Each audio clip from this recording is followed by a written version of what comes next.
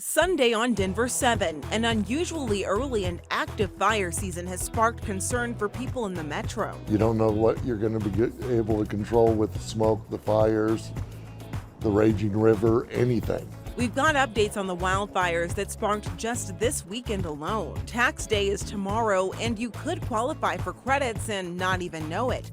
What steps you can take to find out even after you've filed. We're just incredibly proud.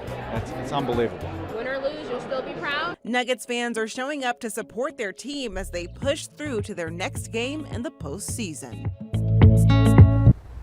Good morning and welcome to Denver 7 News. I'm Jessica Crawford. And I'm Katie LaSalle. Thank you so much for joining us and happy Easter Sunday to all who celebrate. Well, our Red Rock Sunrise service, it is back in person this morning, and let's take a live look out there this morning. It is going to be mostly clear skies. We've seen beautiful conditions here across the Front Range and Eastern Plains. Will stay sunny, but it is going to be windy later on today. So we'll be talking about elevated fire danger. Unfortunately, any outdoor burning not recommended because if a fire were to spark, it could spread rapidly, so just be extra careful out there today with those high winds expected. Mostly clear skies extend from Denver and east up into the mountains, though. We are picking up some light snow showers still, especially over our northern Front Range mountains. Temperatures right now not as cold as what we started off yesterday with. We're in the low 30s over Greeley into Fort Collins, 36 degrees right now at DIA with 20s and 30s off to our west. Here's that red flag warning that goes into effect at noon, lasting until 8 o'clock tonight. It extends all the way across the northeastern plains down south to the border.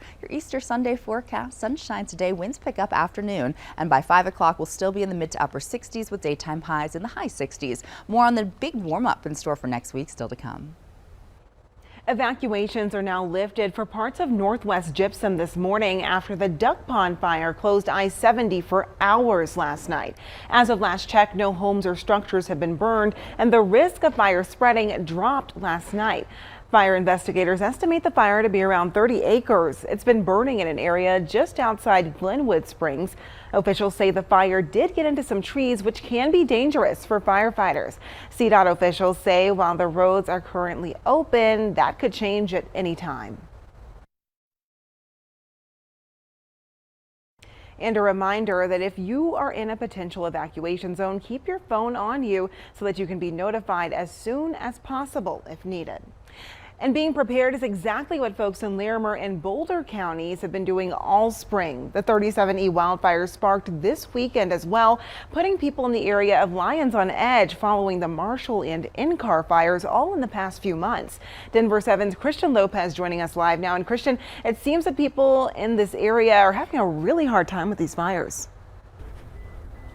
Yeah, Jessica, and as you just mentioned, a lot of people are on edge and they're getting their evacuation plans ready in case they have to leave because of another fire again. We talked to people who live in Lyons, and this is nearby where a fire broke out just a couple of days ago. And we talked to a couple who owns a cafe who says that this weekend business has been really slow because the fire kept a lot of people away. Luckily, crews, though, were able to make good progress with the 37E fire on Saturday, but it is one of more than a dozen fires that have burned in the state so far. And just to give you some perspective, the first 2 weeks of April last year and the year before, we didn't see one fire. It has never been as bad as this year and the past year.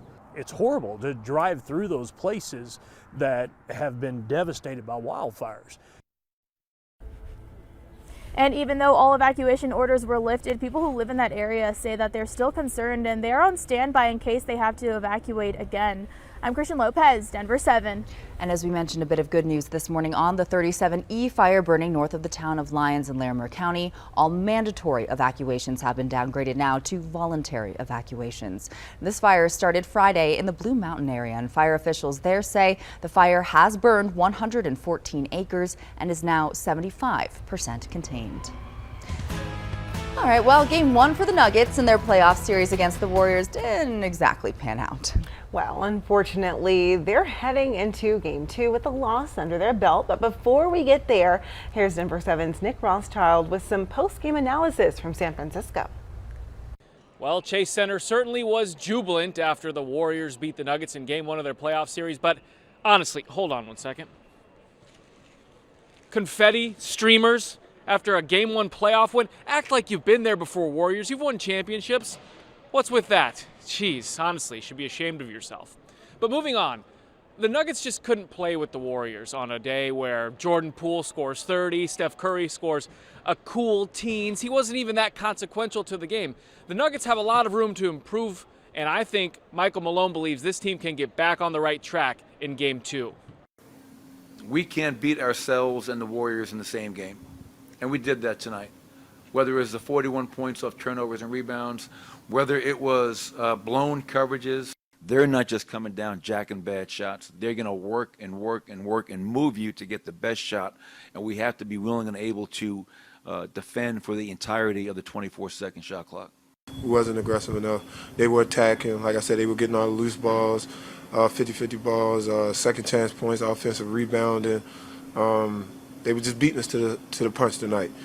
And when you play that way, usually you get the whistle in your favor. So we got to be able to reverse that energy in Game 2, and we got to be the ones that are being more aggressive. You can say whatever. They were just better than us in every aspect of the game. We're supposed to be a taller team. They had more offensive rebounds than us. We didn't have that many turnovers, but they had 20-something points of the turnovers. They lived on the free throw line 29 times. So I mean, they beat us in every aspect of the game. Look, it's not sexy analysis, but without Jamal Murray and Michael Porter Jr., I just don't think this team has enough firepower to keep up with the Warriors in this series. So what do you do when you can't keep up with a team offensively? You got to slow the game down, muddy the game on defense, get tough, physical, maybe create fouls, take extra fouls if you have to, play like the Memphis Grizzlies of the grindhouse days, find a way to get things gross down in the paint, because you are not going to outgun the Warriors as presently constructed. Reporting from Chase Center, Nick Rothschild, Denver 7 Sports. All right, thank you, Nick. And we'll have more specific highlights from Lionel here coming up in just a few minutes. But in the meantime, Nuggets fans really showed up to support their team last night. I feel like we have a lot coming for us, and hopefully it's a good series. We're just incredibly proud. It's unbelievable. The Joker. He's just an absolute beast. Last time I went to a basketball game and I saw them win. Why are the Nuggets your favorite? Because Jokic. Well, there you have it. Game 2 is tomorrow night at 8 o'clock, and they're playing in San Francisco. Tax day is tomorrow, but did you know you might qualify for credits even after you filed? Where you can go to find out if your refund should be bigger this year.